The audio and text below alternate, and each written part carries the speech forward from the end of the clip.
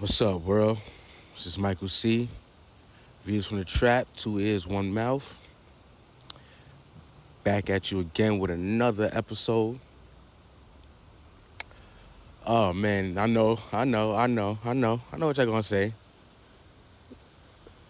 Where the hell you been at, man? Where the hell you been at? you know, um, Again, just living life, These podcasts, these episodes, these sessions will start picking up more. I'm just trying to find myself artistically and find the balance in my life, my relationships with others, and being more of a people person. Being able to appreciate the love that's coming towards me and giving the love that people around me look to me for. But photography wise, I've been doing all right. I'm not even gonna lie. I've been doing pretty good. I haven't posted as much, but the direction that I'm leaning towards, it's gonna be great. You know what I'm saying? I hope those that have been sticking with me through this continue to stick around and spread the word, because this is going to be a journey that I want us all to take at the same time. So yeah, man, lately I just been I've been shooting a lot in my head. Let's talk on that. Shooting in your head before you actually pick your camera up. That is a thing that helps me, Before I shoot anything or anybody, I already have the image in my head weeks or months before I've even done it. You know what I'm saying? I shoot in my head all the time. Like as I'm walking right now and I'm looking at cars driving by, I'm seeing birds flying, I'm seeing trees moving. I'm shooting in my head right now. I'm imagining someone standing there and, dressed the way I want them to be dressed and posing, and I'm shooting in my head. So when it comes time for me to do something, I already know the look that I'm going for. I already see it. So it's important as photographers, up and coming photographers too as well, to always shoot in your head. Like, just because the camera's not in your hand doesn't mean you stop shooting. Everything, I could be driving and I could see something and I will literally stop that motherfucking car, man, and just stare at whatever it is that I'm looking at. Like, yo, damn, I can just imagine somebody here and doing this and I'm as every time I blink, that's a shot. And and my SD card is the back of my mind, and I store that shit right there. That helps those down periods when you're like, damn, I'm not shooting and stuff like that. That's what helps me. And people may not understand that. They be like, oh, you could do more, and you don't know what I'm doing. I'm literally shooting probably as you're talking to me. You know what I'm saying? So to photographers, learn to shoot in your head. It helps, man. It helps. I can't stress how much it really does help, Learn the process of who you are before you try to figure out who you are as a photographer. Once you know who you are, that's who you are as a photographer. I know, there's, like model photographers and landscape photographers. I understand the pockets of photography, but if you are a real life photographer, like a quote unquote street photographer or whatever like that, the best way that I can tell you how to find yourself in photography is take a step back and think about who are you, and give that to the world in many different ways. Me, myself, who am I? I'm a young man. I'm a young black man that has seen a lot of trials and tribulations growing up, and even now as a man, I've lived in an abusive household. You know, we wasn't poor at all. You know what I mean? That's one thing I'm not going to put on my family. My mother and my father were hard workers. I lived in a nice house. Um, I've always dressed nice and got nice things and toys and stuff like that. A lot of the decisions that made my life a little rougher were based on me just wanting more, me being a follower, and me just doing the opposite of what I was told to do. That's it. It's nothing. It's nothing. Nothing more, nothing less. I had siblings in the house. I was the youngest kid. Um, like I said, very abusive house though. Very verbally abusive and physically abusive. You know what I'm saying? I've watched my father, you know what I'm saying, do some shit that, you know what I mean, me as a man today I wouldn't do to my own child. You know what I'm saying? Or to my woman.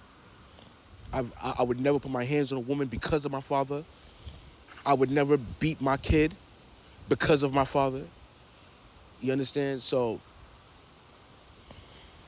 all of that, plus the good times, going on family vacations and going back to Panama and, just going to the movies with my dad, or just, going to KFC and then sneaking in KFC in the movie theater to go see No Holds Barred, Hulk Hogan movie for the first time.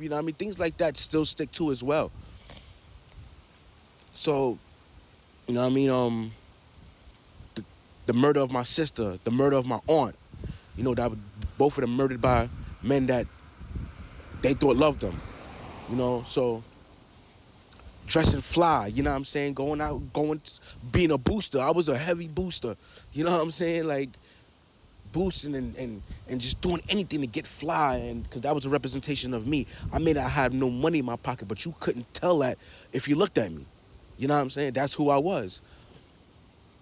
The birth of my child, her mother taught me a lot. Her mother put me in a position to where I'm able to stand on my own too, because of the words that she's told me. Her telling me at the time when my daughter was born that I ain't shit, I'm a bum ass nigga or whatever like that. I needed those words because it was true. So all that wrapped into who I am as a man now, that's what you get in my photography. If you take a step back and you listen back to this, and you listen to the list of things I just listed, and then you go on my Instagram, you will see everything that I just listed. In some way, shape, form, or fashion, if you look hard enough, you will see everything I just listed about myself in my photography. And that's who I am. That's the label that I am. I'm not a street photographer.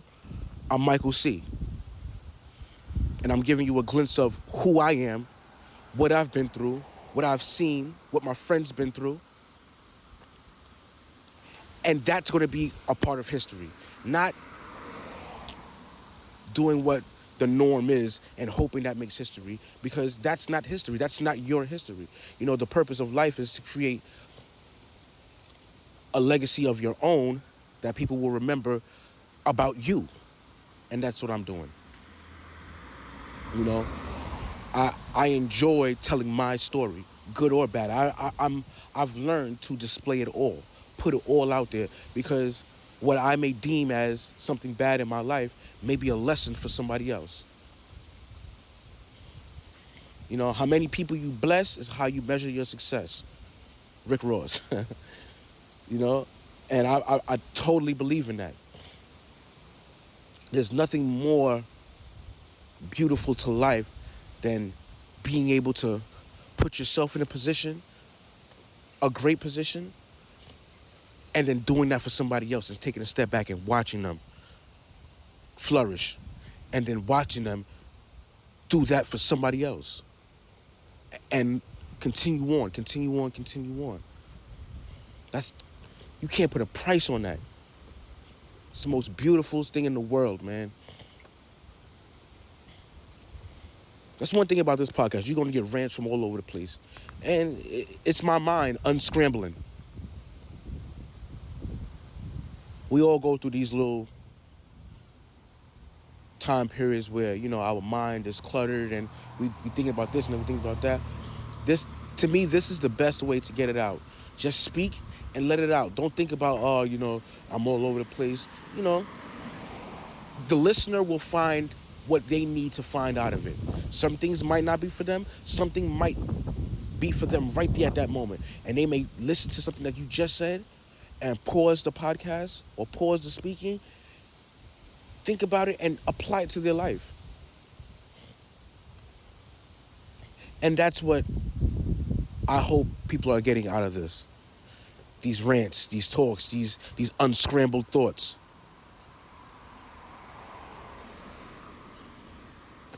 It's a beautiful life that we live in, and photography helps me document that. 40, 50 years down the line, when I'm not here, I hope and I pray that my photography will be a glimpse of what life was like when I was living. A time capsule, sort of say. A little piece of history. I want my photography to be looked at like the VCR. My daughter's 13 years old right now. If I show her a VCR or VCR cassette, she wouldn't know what that was, what that is. I would have to explain it to her. And in me explaining it to her will build a curiosity, which hopefully will build a thought of, damn, like, I wonder what this does. I wonder how this works. Let me try to see how this works. Let me plug this in and see. Wow. They watched movies like this back in the day, to a point where it becomes nostalgic and vintage to her, and she may want one. It's like the kid that discovers records and record players in 2022, 2023. But all of a sudden, they have a record player in their own home or in their room because they love the nostalgia of it. It's not from their generation. It was these things were used way before they was born. But once they discovered it, or once somebody put them onto it and they learned about it, they appreciated it. They appreciated the little crinkly sounds that when you first put on a record player and you get that little sound. It's a sound that no Apple streaming or Tidal or whatever platform can give you. It's a piece of history that no radio station can give you right now. And you become a part of it. That's what Views from the Trap is. It's that record player introduced to that millennial kid, and they find a fascination into it. So much that when they grow up and have their own kids, they introduce it to their kids. It's timeless. It's effortless. But it's beautiful.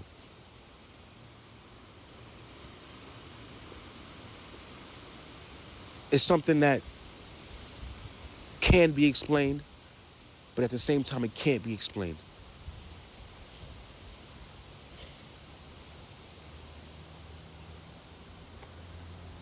Your photography should be a place where people come to and look at and wonder. Two people standing next to each other should be able to look at your photography or your work, whatever it is that you do. Look at it. Look at each other. Tell each other what they see in it. And it'd be two totally different things. But then they both get each other. Like, oh, I get that. And the other person, oh, wow, I didn't notice that, but I get that.